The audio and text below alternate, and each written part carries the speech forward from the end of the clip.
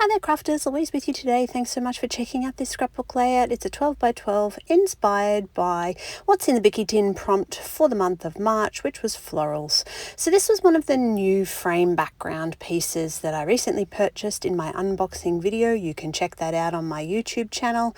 But essentially it's a double-sided page and it's got one side which has got these really interesting frame pieces or window panes or whatever you want to call them. And then the opposite side has a pattern paper, and the floral pattern paper on the other side was so pretty. I kind of wanted to use it, but I also wanted to use the frames as well. And so how do you get the best of both worlds? Well, what I'm going to do is I'm going to use my Stanley knife and cut that frame panel out and then trim it up so you still get a piece of the floral that's on the back, but I'm then going to pop a little bit of gold and use some foam mounting tape to turn that floral piece around and show it on the frame on the other side. So it's a super simple technique, but it gives you the best of both worlds, and you get this really interesting little floral pop, and then the layout kind of just evolved from there. So most of this I'm going to do off camera and then come back when I'm ready to finish the layout. So I've picked a series of photos of my little princess. So you would have seen some of my ginger cat adventures. We have two ginger cats. So we have our little girl, her name is Squirrel, and then we have our ginger menace, and his name is Popeye. So Popeye has a lot of photos and not so many with Squirrel because she's female and is a little bit less interested in cuddles and being touched and picked up. But when she does, she quite often gives you these really lovely little snuggles, and the series of photos are her sitting on my lap and we're having some selfies together and she's giving me the big smoochies. So as you see, I've gone ahead off camera and I have done a few of those little pops of the floral elements, and then this packet of 49 Market pieces.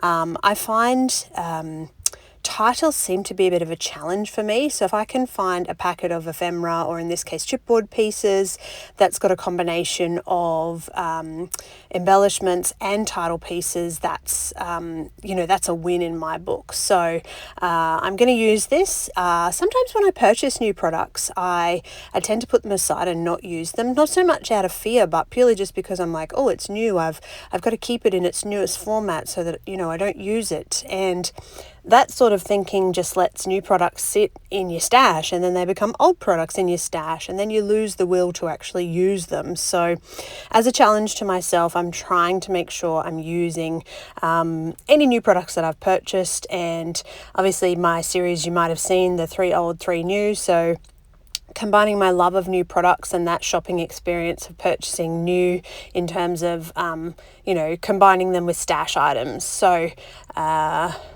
making sure that, if I do purchase something new, it makes it onto a layout and I get inspired to actually create with it. So I think this is really cute. I love how this looks. I didn't go into this with the intention of completely filling up each of those squares. I was going to leave some of them plain and just let the floral elements shine through. But yeah, it kind of just develops a mind of its own, and you can see off camera I've pulled a few other items from stash. I've got some of these little floral stickers that I think work in beautifully but still give you that frame background approach. And yeah, this just came together super easy by the time I added the butterflies and the little floral pieces. I think this came together quite uniquely. I'm really happy with this. I hope it's a technique that you might try if you like a grid style layout. This is a super easy way to do it. So the pattern paper was part of a pack, and yeah, I just used it as my inspiration to let my creativity flow, and that's the best way to create, when you can just sit down and things come quite naturally and you don't have to fight really hard to actually get a creation made. So I think, super cute. I really love how it turned out. I do pull out my cat sticker sheet and think about using some rub-ons, but the colours in this Simple Stories collection, they just weren't quite the right colour for the ones that I'd already used. So yeah, I don't add too many cat elements, just again because the bright colours didn't sort of fit in too well with that more muted tone. But yeah, having a look for stash items, trying to pull out different bits and pieces that might work in with some of these other elements that I've created with. So yeah, it's come together beautifully. So essentially, as I flick through, adding a few little different bits and pieces, but you get the general gist of this layout.